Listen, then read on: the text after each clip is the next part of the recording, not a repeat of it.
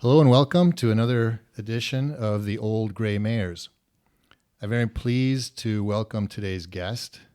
She was born in Hamilton, but her family moved to Waterloo in 1964. She graduated from WCI, or Waterloo Collegiate Institute, and studied nursing at Conestoga College. Her nursing career brought her to Toronto and Florida. She came back to Waterloo Region in 1990. She had a career change of sorts. She held positions in business, including sales manager for a freight forwarding company and customs and traffic manager for a large international trading company. She was a dispute resolution advisor and mediator with the Canada Revenue Agency. She is a community activist who is best known to me for her fight over the environmental calamity that was Ralgreen, and at great personal cost to herself. In 2006, without any prior elected office experience, she took on a mayor and former mayor and won election as the mayor for the City of Waterloo and re-election in 2010. She did not run for re-election in 2014, but she has maintained an extremely busy schedule since that time. She is Brenda Halloran, and I say, with all love, respect, and affection, she's an old grey mare.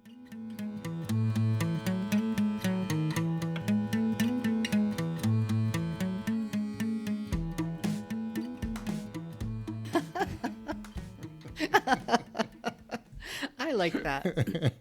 Brenda, I ain't what I used to be. No, welcome to the club.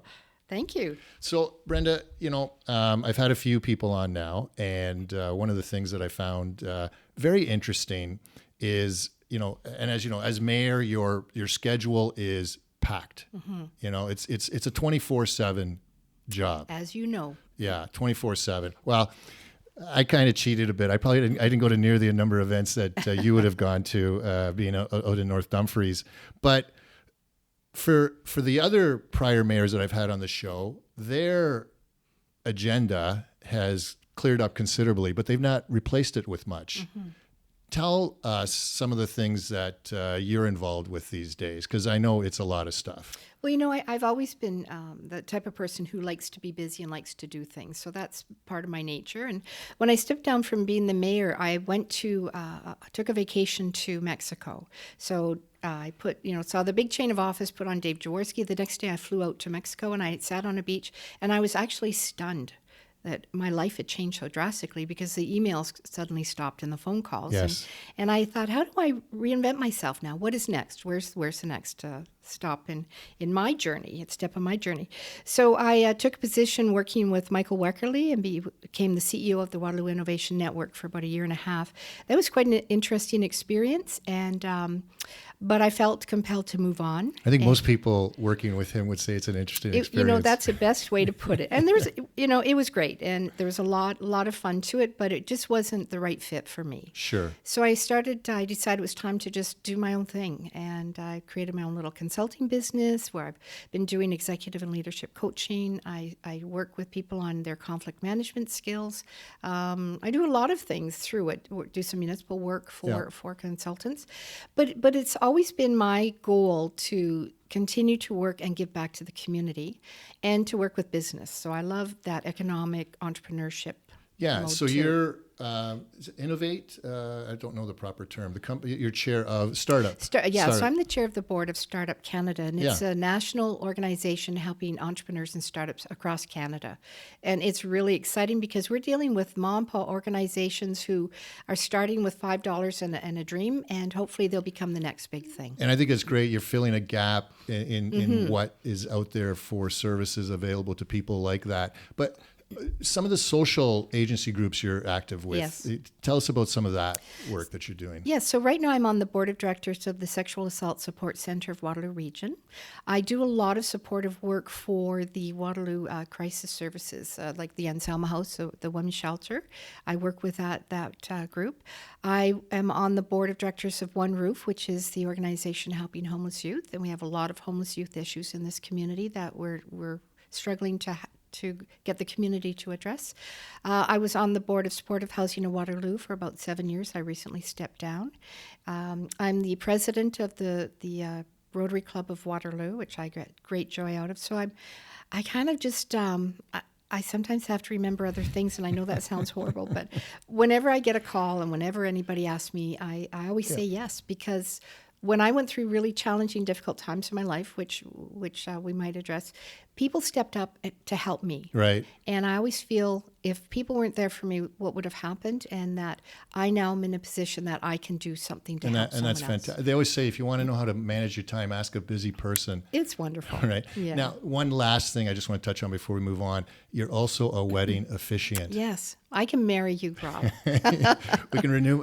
I can I am renew your married, vows. just in case I know you are. we can renew our vows. We've just had 30 years and it's going strong. Congratulations. You should do a vow renewal, and we'd have a lot of fun with that. But yes, I became a wedding officiant. How'd that happen? I was asked to, last 2 summers ago, I was asked if I would be a wedding officiant for the Summerfest. I saw that. Yeah, It was, Summer in, Lights Festival. in June, right? It was a June Last time? June of 2018. Yes. So I said, yeah, okay. So I was kind of this package deal. You'd win a night at the Walper and all this stuff if you wanted to just get married. Right. Well, the couple who won were dear friends of mine, Jeff McIntyre and Lisa. And Yes. I was stunned when they won, and they were stunned because Jeff had asked me years ago when I was mayor, can you marry us? And I said, no, mayors can't marry you, but our clerk can. Right. So when I was asked to do that, I did the wedding. I was so nervous, but it turned out beautifully well for Jeff and Lisa, of course. That's excellent. I thought I should do this. It's wonderful. And now you've got a busy schedule. And now I've got weddings lining up for next year and wedding vow renewals, and it's just wonderful. That's awesome. I think you should probably run a seminar for ex-mayors on what to do to stay busy after the lights go down. Well, I think it's a personal choice about what you want to do. And I'm involved with a lot of women's business groups locally, too. I'm going to be joining a few more. And I'm also starting up a women's business entrepreneurship group for January. I'm working on that now, and I have women involved who want to start talking about women in entrepreneurs, but at a really deep business level. Look, as a father of 3 daughters myself, I think that's excellent, and I thank you for all of that. Well, thank you.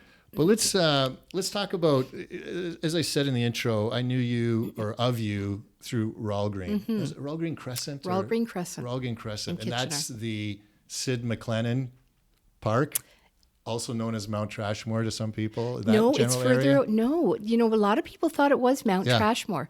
It's at Westmount in Ottawa. It's right behind. It's a street right behind Westmount in Ottawa. Right. Just this lovely little crescent, but it's a large area that encompasses the Queensmount Arena and School. Yes. So at one time in the 60s, like I think from the 40s up to the 60s, it was a farm, and the farmers, they was on the outskirts of Kitchener, right. And it became just a landfill site, an unknown landfill site, and this farmer would allow anything dumped in it for years. Oh, okay. Horrific chemicals and things from the tanneries, like the worst contamination ever was dumped. So was it in 1990 that around in the 90s you moved, when you came back to the region, that you had moved out there? Yes, so I had gone through a really difficult marital situation and split up, which I've openly spoken to with groups about things that have happened.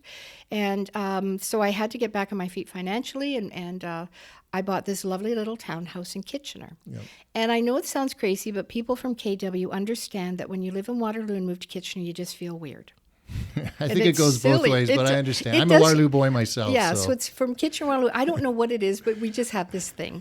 And only us old locals understand it. So when I moved there, I thought, well, it's not Waterloo, but I can't afford Waterloo. It's the affordability issue. It's affordability. Yes. And I was a single mom working 3 jobs, living the dream. And so I bought this lovely little townhouse in about 1992 on Ralgreen. It was perfect. It was beautiful. And I redid it top to bottom pretty well by myself, and my little girl was 4 at the time. And then I found out it was built on a contaminated landfill site by a gentleman who lived about 4 places above me. I was in a townhouse, and he was in the first semi next to us, and his name was Brad Yasui, and his children were sick. The basement was flooded. It was contaminated water that was full of chemicals. It burned your eyes. Wow. He had these mushroomy things growing in his basement. His dog was being treated for pancreatic cancer. His child was born with a birth issue, and they were all sick. And he was going to doctors. Well, he was the one who found out. He did research that this was an an old active landfill site. Yeah. It had combustible methane in just like hovering over our grass and all Yeah. through our neighborhoods. It was a nightmare. And he told me about it, and I thought, this can't be true. This just can't be true. Right. And the way I really found out about it was I worked at Revenue Canada at the time. I was a collections officer, and I found out from my mother calling me frantically because she had read the newspaper and said, "Oh my gosh, honey, you're in big trouble. Your house is built on a landfill site. You're in big trouble." And I said, "Pardon?" And I read the newspaper article, and then Yeah. I phoned the City of Kitchener, and there's quite a story to all of that since then. Just how did you find the response generally to your concerns? Not favorable. I was told that I should just sell my house and quietly move away.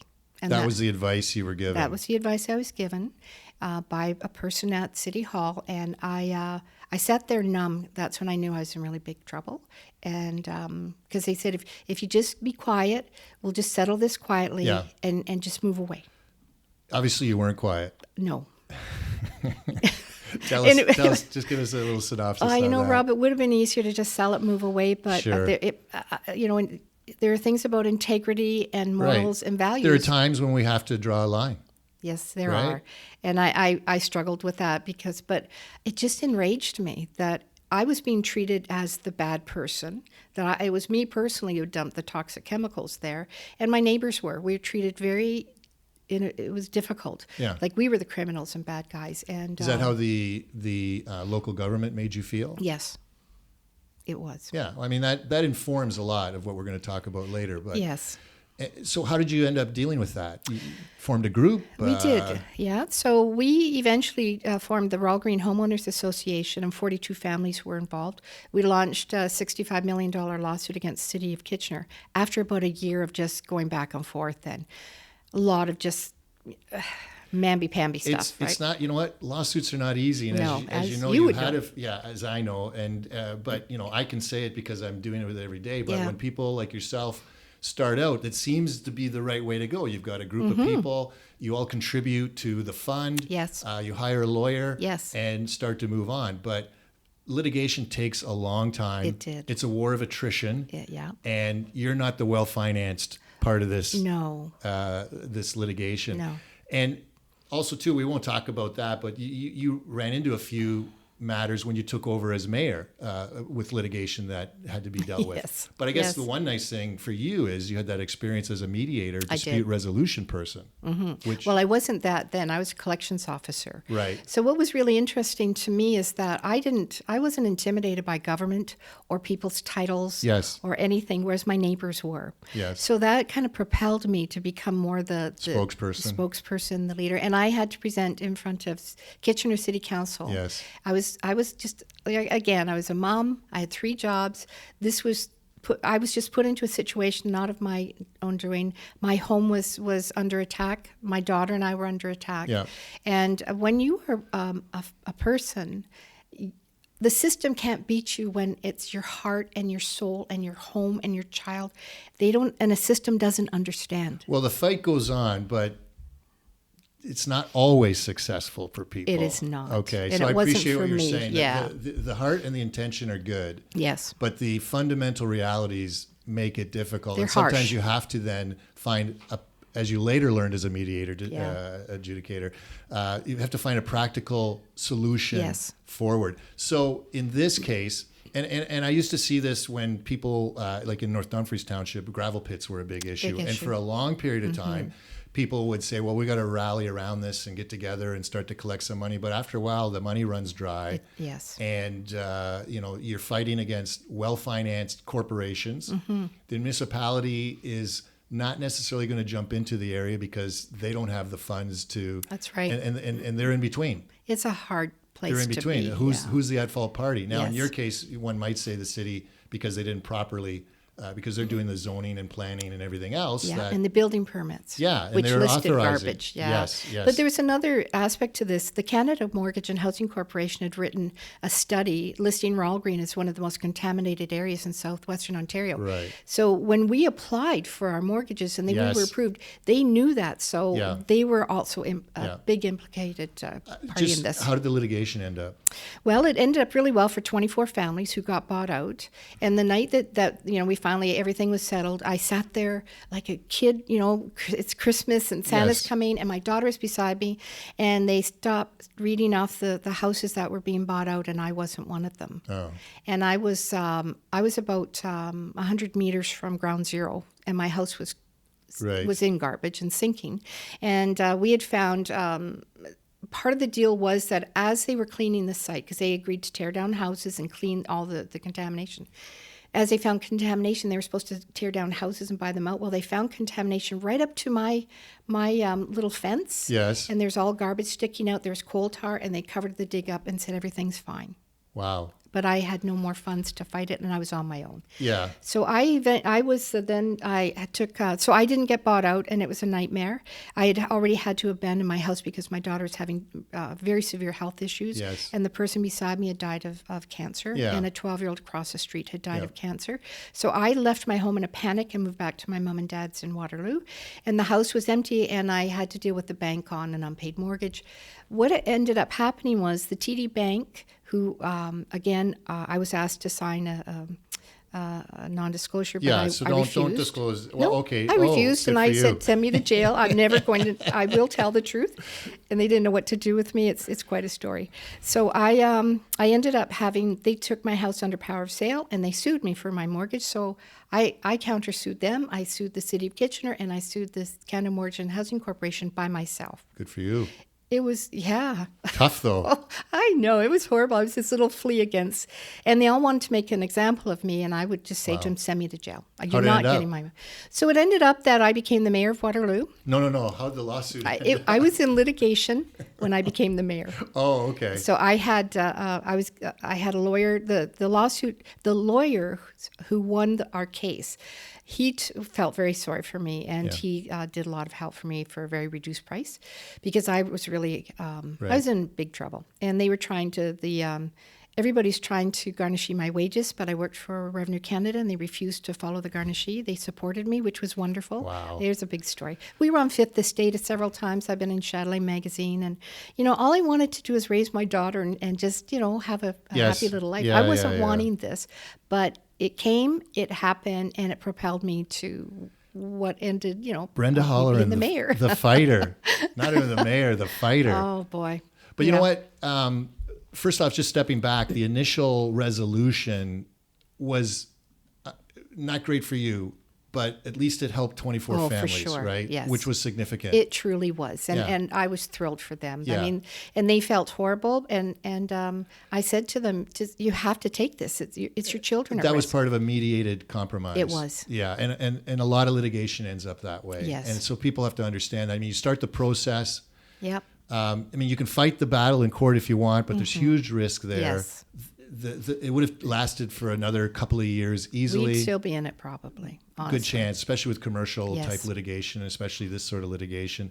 But you came up with a compromise that helped a lot of people. Yes, it did. And when there was no help at all for them at the start of the process. Yes, and we were all just we weren't wealthy people. This was a hard battle to fight with people who could not afford lawyers. And luckily we had a law firm who we each put $1,000 in, which was a hardship for everybody. Oh, for sure. And they kind of kept that, and then they waited till we won the case, and then they were able to. And they really get some costs from the other side, which is great. And that's what I found when people were disputing gravel pits or what have you. You need to be well financed if you're going to get into this, and because you've got to not only hire lawyers, but you needed experts as well to comment. And experts are not inexpensive. No. It can be very expensive. And if you don't have that backing up your position, it's tough for the local politician to take one side over the other. I agree. Because when you're the politician now, you're almost like the judge, and you have to weigh the competing interests and views, and you're going to have on one side the medical evidence or the expert evidence, And it's tough when you don't get it on the other side, and it's hard to make these decisions just based on conjecture or emotion, Yes. right? Because at the end of the day, no politician wants to be responsible for hundreds of thousands of dollars in legal costs against the township or the city. It's hard. It was a hard call for everybody. It was, Yeah. it wasn't personal. It was it just a terrible situation that had to be resolved. Yeah. But I think starting from that, then, I would say, based on what I know about you, this experience, that Ralgreen experience, really informed your view about government and helping out the people. Yes. And the voters or whatever. Absolutely. Yeah. What would you say if there was a basic philosophy from that you've developed? What would you describe it as? What would you say about it? Well, I thought the government was in place to help people. I mean, we all do. We just assume your government is. Yeah. But when you come against the system and you realize the system isn't really wanting to provide that help, and it has a lot of, there's systems in place to protect government against litigation or against people. But I was stunned at how we were treated on a personal level by the systems, by the government, by the people in place, and how we were kind of vilified, and the condescension that was shown to us, and the head patting that was given to me, basically. Right. Who are you? You don't really know what you're talking about, was the attitude. And it really impacted me because I believed government was supposed to be helpful to people. And when you say government, that's a big umbrella. Yes. We're talking politicians, we're talking staff. Was it from Both. both areas? It was from both. Yeah. Yeah, it was from both. And some of the things, like we weren't allowed to bring lawyers into big group meetings, but the city would. And they would bring in all their specialists, but we couldn't bring anybody in. Like, there were some things that were done that were very questionable to me. And that's when I thought, how dare we be treated like this? We are just homeowners saying, oh my gosh, our kids are sick. We're in a terrible situation. Please help us. And we see that even today when people comment about process and government. I think about the biking community. And I got to know a lot of people within the local biking community when I ran for regional chair. And also during the LRT debates that we had when you and I were on the horseshoe, although I call it the shoehorn sometimes, with the horseshoe. Yeah. And you would see people like from TriTag who would come out to the meetings and offer their information about transit, which was impressive. I mean, the depth of the knowledge and the research and the information they have. But there was always that general frustration about whether traffic or roads or planning was hearing them. Yes. And I understand that. Yeah. And so you experienced it then and they experience it now. I guess the view is keep pushing, right? Keep advocating. Yes, you can't give up. Yeah. You have to, and the longer that you do it, the more experienced you become at what needs to be said and how to present it. My observation on that too is when you take a look at what's happening in terms of development of bike paths now, it seems to be a real. I'm not going to say it's a big snowball avalanche effect, but you're starting to see more activity within our community. Yes. You're seeing the local politicians, like the City of Kitchener, the Region of Waterloo, taking more of a lead role and actually implementing more things. So, They are. So it's positive from that perspective, but I think it's because that community keeps pushing on the issue. If they didn't push it, we know that staff would just go back to the way things always were. Oh, yeah. That's how we did it. That's what we do. Exactly. Okay, so you're in the middle of Ralgreen. Yes. All right. And you're going through significant personal loss. Yes. I lost everything. I was wiped out. Yeah. So, hey, what better time than to run for mayor of Waterloo? Well, there's a little bit of a time gap between. So when the families were bought out, I think it was about maybe 2000, 2001. Okay. But I wasn't bought out, and I just so enraged. Like, come on, now what do I do? So I launched, because I was being sued by the bank. So I thought, I'm just going to jump in and do this. And I used to go to down to the courthouse and do my own research. I didn't even know what a motion really meant. I had no idea. And one time I missed a legal thing, and the judge, I was standing there with the lawyer from where were they from? The TD Bank. And the judge just looked at me and she said, do you really understand what's going on here? And I said, no, I don't. And she was so kind. And the lawyer, and she kind of admonished the lawyer, and on the steps coming out, the lawyer felt bad. And he said, why don't you just give us your RSPs and we'll call it a day? And I said, I will never pay you. You can put me in jail. They're trying to compromise. It was a great compromise.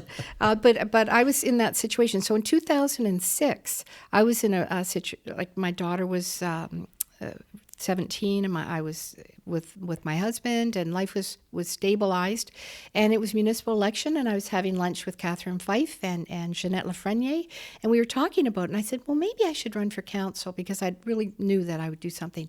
Catherine said to me, why don't you just run for mayor? And I said, yeah, okay, I'm just going to run just for like mayor. That? Just like that. That's how we did it. Okay, so Ralgreen was going on, but was there anything else you were involved with at the time that piqued your interest? Well, I was always interested in the community, and I was always involved doing stuff in the community. But no, that was just kind of the next step is that, darn it, this shouldn't happen to people. And I believe that City Hall it should be there for people. That's what we're the heart of the community. You come and you talk to us and we're going to help you. So I had to change it. Your Ralgreen experience, though, was with City of Kitchener? Yes. And the region? Yes. Okay, but City of Waterloo wouldn't have been part of that. No. And I was back home. I was living in Waterloo. Was there anything happening with respect to Waterloo at the time that had you concerned? No, nothing. No. Well, I knew, Rim Park and everything, but it had nothing. This was totally a personal decision that it's time for me to go and change a system that I thought needed fixing. And you were up against Herb and Brian. Herb's a legend, right? He is a legend. You took on a legend. And Brian was too, Brian Turnbull. Yes. Both lovely men. Had nothing to do with them. It was all about, I just need to be mayor. It's time. And I need to change the system for people. I saw your budget at the time was like $11,000. Yeah, and that was a lot of money. But the other guys were like 5 to 6 times that, right? Oh, yeah. They were in the 60,000s. So obviously Waterloo was ready for a change. Yes, they were. I think a lot, that was a big thing too. Yeah. And I was talking about different things, about the environment, about youth, about kids, about homeless people, about social issues. Yes. And that wasn't part of the discussions the other two gentlemen were having. So I think I just came along and people were ready for a change. But the fun thing was Jeff Allen was the radio host at that time. So he had the two gentlemen and myself in for an interview. Yes. And when we walked in, I actually was sitting behind a plant because that's where the chair was. And the other two gentlemen were sitting beside him and they were talking. And then I was, doing this. And then Jeff Allen said, well, there is somebody else running for mayor and her name's Barbara Hall. And I said, oh, actually, my name's Brenda Halloran. Yeah, Barb. So anyways. Barbara Hall's the Toronto. Yeah. So he called me Barbara Hall all the time, even at the big community debate. So he introduced me as Barbara Hall. And I just looked and I said, well, actually, it was almost hysterical. But he's a bit of a hysterical guy. Well, he was, and he's a good moderator. So Louisa D'Amato wrote an article that night and said, there is somebody else running for mayor of Waterloo, and she may not be that great, but she might be worth a try. So I think that was a positive statement. Okay. And have a look. Have a look, and I won over 50% of the vote. So now you're mayor. Now I'm mayor. Okay. Like, what the heck? What were some of the, I saw some reference to some of the big issues. You talked about the RIM, I'm not going to say dissolution, but the debacle, the RIM. Well, they situation. They had issues. The RIM litigation that never seemed to go away. You're talking about the RIM Park? The RIM Park? Yes. Okay. That's one. And then okay. Yeah, I lived through RIM's rise and fall. But RIM Park was, when I became mayor in 2006. Yes. We inherited so much litigation. The city was so laden with litigation. It was quite interesting. And fortunately, I had already been through a lot of that similar type of litigation. You had experience. I had experience, and I was trying, so we were a really new council. Yeah. There were 5 new councillors, 5 of us, and 3 returning.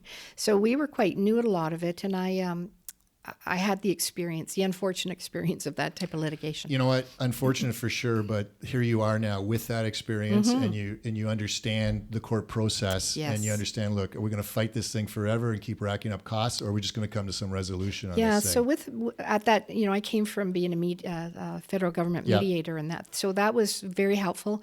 And it took us, and we also had litigation against the CEO that had been hired and fired by the prior mayor. The CAO. CAO, I'm Yeah, sorry. yeah, yeah. And we had that, and there were a few other ones. So it was, I remember getting our first stack of in-camera legal documents, and I swear it was like a foot high. And that CAO wasn't the one that was the CAO at the time of the RIM financing issue. No. This was the one that got hired and And left like in after. a day. Yeah, It was it was a very odd situation. It was very odd. There was Yeah. a lot of interesting things, but we persevered and we got the Rim Park litigation finalized after about 3 years. I was able to get us into mediation, Yeah. and we were able to get some reimbursement. And that was one of the things when I was mayor at North Dumfries too, having a legal background, we were able to avoid getting the township involved in some of the OMB issues that were Yes, going on, yeah, because yeah. you sit down, you say, okay, what are the issues here? We're not going to have perfect resolution. Let's find some. And then I was also able to, we're situations where private industry and the region and us as sort of piggy in the middle, Yeah. we wouldn't even hire counsel. Yeah. I would say, look, we're just going to let them fight it out. We're not hiring counsel to deal with these They were issues. lucky to have you. Could save costs, right? So that was the thing. But let's move up to, and it's sort of around, I guess, because I want to touch on the issue of referendums or plebiscites, or what we'll call it, referendums.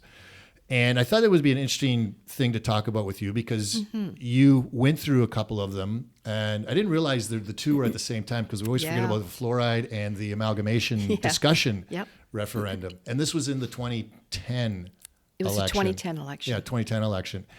And let's just talk about the fluoride one for a moment. Because fluoride, in Waterloo, fluoride was always this issue that was sort of on again, off again, and Yes. maybe it's on again as well. Who knows? But how did that come about, that a referendum happened in 2010 for fluoride, for example? Well, we had some people who were very passionate about fluoride. And when you have passionate people, they, again, come from that place of their heart and their soul and integrity and all that, and they won't back down. They believe in their position, and they won't budge. So there was a fairly large group of people, and there was a lot of strong leadership and strong voices coming from there. Okay, when you say from there, this is the anti-fluoride or the pro-fluoride? Anti-fluoride. Yeah. Yeah. So they were a very organized voice, and it's the lobbying, it's the voice, and getting the attention. So when that time came, they just assumed we would just automatically stop fluoride, and we said, well, no, you have to ask everybody. It's not your decision; it's the decision of the people. So of you the weren't going to community. just leave it a decision of council. That's right. Okay, on that And the particular council was issue. kind of divided, and people were a bit nervous because it's a medical issue. It's a medical decision. Right. And the Dental Association of Ontario are pro-fluoride, and they would come and talk to us. Yes. So, but they couldn't seem to get ahead of the anti-fluoride. Right. So as a councillor and mayor, you're sitting there, you're going, well, I've got the Dental Association coming in saying fluoride's a good thing. Why would we get rid of it? Well, then we also would have dentists coming from other areas saying it's killing people and it's causing your teeth to rot out. Like, we had such widespread information. It was it's interesting, because if you do any research on fluoride, I've never seen such a widespread of information. It's like vaccinations, Absolutely. right? Yes, it the is. views on that. Yeah. So these people come to you, because obviously they'd come other years or prior It's been years. brewing for years. Yeah. Right. Yeah. So how did you, well, let's just talk about referendums for a second. At the time, I don't know if the laws changed, I didn't look it up, but you had to have 50% of your electorate had to actually vote, or more than 50% had to vote on this referendum in order for it to be a binding referendum? No, it's just the vote. Whatever the outcome of whoever voted, it was that. So it didn't Okay. have to be a specific number. All right. So we just put the referendum out there as a council. We felt that was that was the most democratic way to make sure that all voices are heard. So when the vote came in, it was Okay, like, well, we'll get to the vote in a second. okay. So I just want to get back to creating the referendum, Mm-hmm. okay? Because someone comes to council and says, I want a referendum. I mean, they could come for all sorts of things. We're not going to have a referendum all the time. That's right. Yeah. So was your council unanimous in holding a referendum Yes, on this it was. issue? Mm-hmm. because we were in a terrible position of we didn't feel it was our decision to make, especially based on the medical officer of health of the region of Waterloo was pro-fluoride, saying this is terrible. Our children need fluoride. Children in Kitchener who don't have fluoridated water have higher rates of dental issues and cavities than kids from Waterloo. So you didn't even have to put it to a referendum. You could have just left it as is. We could have just ignored the voices, but right. it was what a lot moved of you? That's what I'm interested. What moved you to go ahead with the referendum? Because it was becoming very contentious, and it was becoming an election issue, and people were so pro and so against that. I felt, and the council did, that people have the right to make this decision for themselves. So it was just such a boiling point. You said, we're going to have to make a decision once and for all on this issue. Yep. And it's interesting. Okay, and we'll talk about the result in a sec because I want to compare it to the amalgamation question. Yes, yeah. So how did the and the amalgamation question was basically, do you want to have a discussion about amalgamation? Yes. Right? It wasn't saying we're going to amalgamate with anyone. Well, that was an interesting path to get to what was the question going to be put out to people too. Right. There was a lot of to and froing, and people wanted to ask these questions, and I said, well, why don't we just say, do you want to amalgamate, yes or no? Simple as that. But that question was not apparently the right question to ask. Right. So the question that it's too common sense. It was pretty straightforward. Like the fluoride, do you want fluoride water, yes or no? Yeah. So that question just seemed to be too straightforward. And then we got this: do you agree to allow your councils to maybe sit down and maybe talk about should we maybe someday Yeah. It was a little squishy. It was really squishy. So that came about, though. Actually, it's interesting because that probably came about because there was a group at the time, right, that was promoting Citizens for a Better. Well, there were several groups. Yeah. So when I became the mayor in 2006, there was the group Citizens for Better Government. Right. And they wanted to amalgamate, and they had very strong community leaders, very strong, impressive wonderful roster. people. Yeah. And they spoke with me, and I just become the mayor, and I said, well, at this stage, I'm happy to be the mayor of Waterloo, but I was too young and new at the job to really make any informed decision. But as time went on, this just kept, again, it was just, it was steamrolling, kept coming. But I always felt this is not up to a small group of maybe, community citizens to decide for the rest of all of us. No matter how impressive the resumes of all those people. Absolutely. Yes. And I respect and admire all of them. I know all of them, and I respect and admire them. But I strongly feel, and I that goes back to my Ralgreen, is that this is not up to government and a small group of people to decide. This is the decision of the tax-paying citizens of my city of Waterloo. So that group, you said there were several groups, but that group in particular then obviously were an impetus for Kitchener and Waterloo to have this question on the 2010 ballot. Yes, I think that everybody realized it was just becoming... There's just too much emotion in it. There was too much hostility and anger. People were kind of being angry with each other for no reason. It wasn't a personal issue. And that's what I keep saying to people. This isn't personal. Let the people decide yes or no, and we go forward with it. Yeah. Whatever the outcome. People were afraid, I think, of what the outcome was. And I would boldly say, I will tell you now, the people of Waterloo will vote no for amalgamation, and I would be chastised, probably not kindly spoken about behind my back, but I stayed firm on that because that was my role as the mayor of my city. But you didn't campaign one way or another on that issue. No. That was your feeling.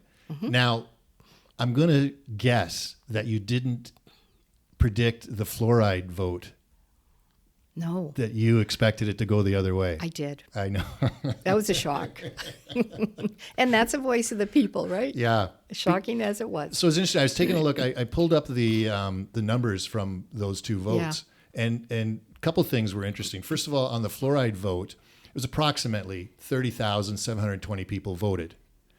And it was by a difference of 200 votes. Yeah. So it was 50.3% in favor. Yeah. I think that's pretty close. To remove fluoride. Yeah, to remove fluoride. Yeah. Sorry, to remove fluoride. And that was almost similar to the vote that Quebec had in the mid '90s about leaving or not. Yeah. It was that close. But what was interesting on the amalgamation, the totals. Okay, so 30,720 voted on fluoride. On amalgamation, 26,700 approximately voted. So it was like more people were passionate about fluoride than they were in Waterloo than they were about the amalgamation vote. And that one was as you predicted, 2/3 said, we don't want to have that conversation.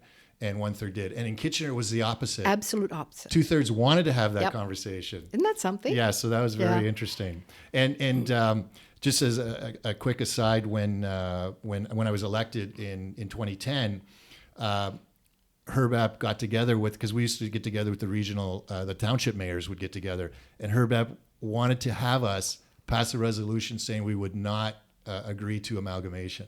I didn't know that. I know, not many people do. And I said, and I'd known her for a long time through Liberal Party Lovely. politics. And he's a great man. Yes, Really and I great said man. to Herb, Herb, this thing's dead. Yeah. And amongst the four of us, none of us was interested in the concept. I said, it's not going anywhere. We're not going Great to piece of pass history. that resolution. But yeah, that was interesting. And God rest Herb's soul. Yeah, good man. So let's jump ahead to LRT. So you just had these two referendums. And, it's clear you have a passion for allowing people to have a voice. I do. And in 2010, we were running in that election, and even in the township, the question about LRT came up because prior to that, there was an issue about funding. Yes. Right? The funding didn't come in that we had Yes. expected. Yep. And so the question was, is it alive or dead? And I think a lot of people in 2010 had the view that it was dead. Well, they did. So what was really fascinating, I didn't know LRT was an issue when I started campaigning in 2010. The first 5 houses that me and my team went to was the same response. I'd say, how's everything in Waterloo? How are you doing? Oh, Waterloo's great. It's that damn LRT. It's got to stop. We heard this from, I would say, 95% of the over 30,000 houses we went to. Yeah. And this was not just Waterloo saying it. It was the region. Yeah. So it was a big issue. And you really can't say the 2010 election was a referendum on LRT at all, because No. the view was we weren't going to go ahead. Yes. Or we didn't know what we were going to go ahead with. Yes, absolutely. So people felt it was a passionate issue of an anger at the door. Yeah. I was really stunned, and so were all the team. So I said, okay, well, if that's how you're feeling, then I will vote again. Like, I'll do whatever I can to stop it, and I won't support it, because people are afraid of the money, and we don't need this. We're not big enough. Buses Right. will be fine. Like, let's just get in the articulated buses, and that was part of my campaign, and I never budged from it. And I think from my preparing for our discussion today, and I was at the Horseshoe when you had the views, and I didn't really know your background back then, but I can see your background and experience clearly informed where you were coming from, and Yes. you were staying true to your life experience, Absolutely. right, and to your core. And to my campaign promise. I Yeah. never, ever backed away from that. So I remember And then. it wasn't easy. No. Well, I remember the inauguration Yes, night. you do. Oh, and Ken gave a speech. His speech was about LRT and how it had to happen and how we had to use those funds. Now, I had a conflict myself, so I couldn't participate, unfortunately, in that. And I wish I could have, but I had a building that was right on the LRT line. And that was a whole interest. I think another time I'm going to talk about municipal conflict of interest and what the general response to my me gosh, was eh? about that Yeah. Oh, whole yeah. thing. It was very interesting. And then all of a sudden there was a domino of people Yes. who suddenly declared conflicts on the issue. But so now it was around June of 2011. Yeah. Okay. And that's when, just prior to that, the months prior to that, you had brought forward the concept. I think it was you who brought forward the concept of a I referendum. did. And it was because I was being interviewed by a local newspaper reporter, Jeff Outhet, and we were talking about, and he was the one who said to me, well, have you ever thought about asking for a referendum? And I thought about it, and I thought, I will. Maybe this is how we can get this through, because community was really, people were still outraged, and there's still a lot of hostility out there. Yeah. And people had, there are 5 people who campaigned, we'll stop it, and then changed their vote. And people felt really angry about a lot of things. So I felt it was important to have this put to people, because it's such a big debt.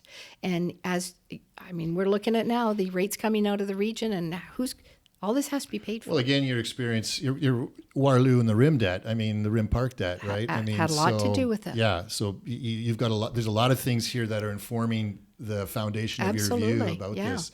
So you bring forward the motion. Yep. Right. Yep. And what happened? Well, it wasn't successful. In fact, I think I had trouble finding a seconder. And someone did second it, and it was flatly denied.